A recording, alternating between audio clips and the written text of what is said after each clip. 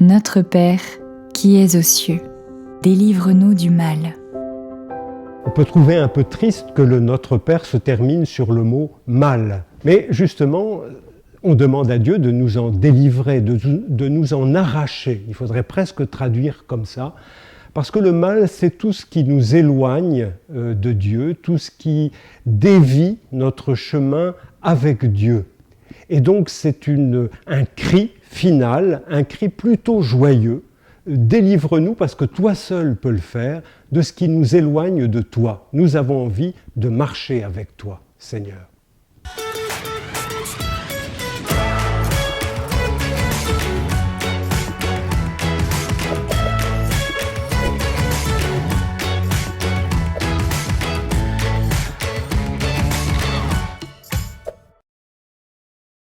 Mais délivre-nous du mal. On peut traduire aussi, et on traduit quelquefois, délivre-nous du mauvais. Ça peut désigner le diable peut-être, ça peut désigner tout ce qui est mauvais. Qu'est-ce que c'est que le mal, selon la parole de Dieu?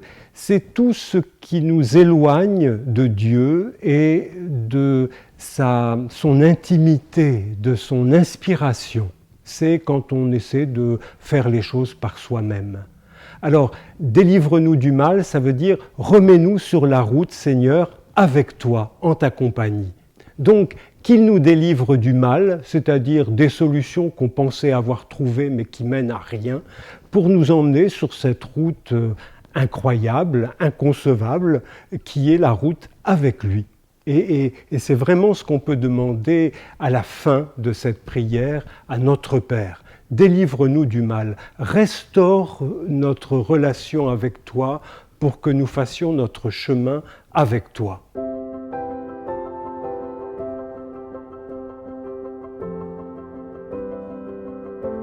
Je voudrais citer quelques textes intéressants parce que les fins de livres bibliques sont souvent une sorte de bilan. Est-ce qu'on a sombré dans le mal, c'est-à-dire l'éloignement de Dieu? C'est par exemple la fin du livre de Josué dans l'Ancien Testament. Ou bien est-ce qu'on a traversé le mal ou on l'a contourné pour retrouver l'intimité de Dieu? Et il y a un très beau texte là-dessus, c'est le dernier chapitre de la Genèse. Donc c'est Joseph qui va mourir et qui parle à ses frères. Donc vous savez, entre Joseph et ses frères, ça n'a pas toujours été simple. Ils ont vendu Joseph comme esclave après avoir voulu le tuer dans sa jeunesse. Et ils ont fait croire à leur vieux père Jacob que Joseph avait été dévoré par une bête féroce dans le désert. Et Joseph était esclave en Égypte. Ils ont retrouvé leur frère bien des années après.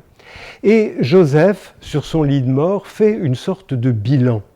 Il dit, donc c'est au chapitre 50, le dernier de la Genèse, au verset 20, il dit à ses frères « Soyez sans crainte.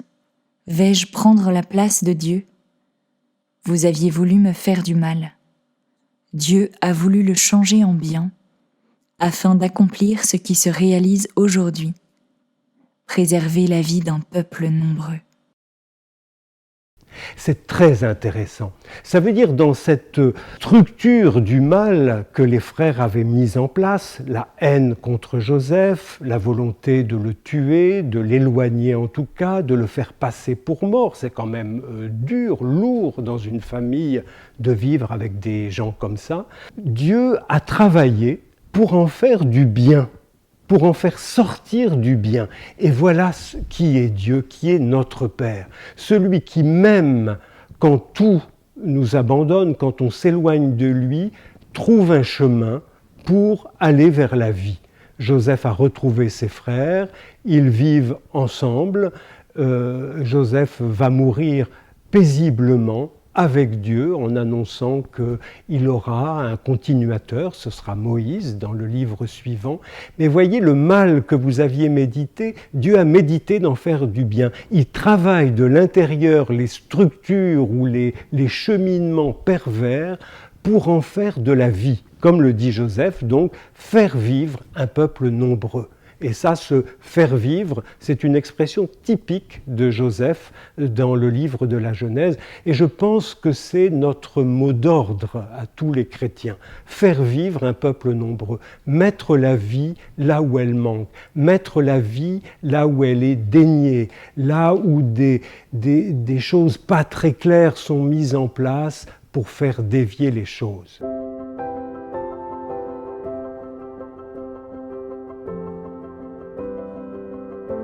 Dans la Bible, dans l'Ancien Testament d'abord, il y a des personnages très précis qui font sortir du mal, c'est-à-dire qui trouvent le chemin avec Dieu pour remettre les gens sur la route juste où on va cheminer avec Dieu et faire vivre. Et ces personnages, ce sont très souvent des femmes. Je prends un exemple caractéristique, c'est dans le premier livre de Samuel, au chapitre 25.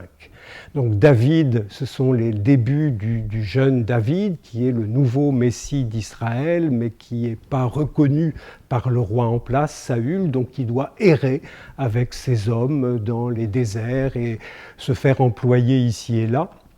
Et son dernier employeur ne veut pas le payer, ni lui ni ses hommes.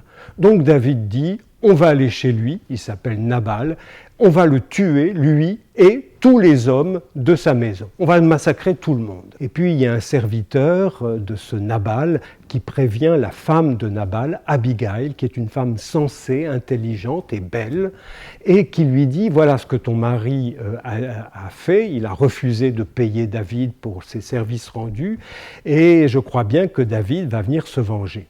Alors que fait Abigail? Sans le dire à son mari, elle prépare de la nourriture sur des ânes, elle amène tout ça vers David et elle intercepte David au moment où il va arriver dans sa propriété pour tuer son mari et tous ceux qui y habitent. Et elle lui dit, et c'est quand même très audacieux, alors elle se met face contre terre, elle lui parle avec beaucoup de respect, mais enfin aussi avec beaucoup d'autorité, une autorité qui vient de Dieu, et elle lui dit, en gros, je résume ses paroles, un Messie de Dieu, un roi d'Israël comme tu vas l'être, ça n'est pas quelqu'un qui se venge et qui se fait justice par lui-même.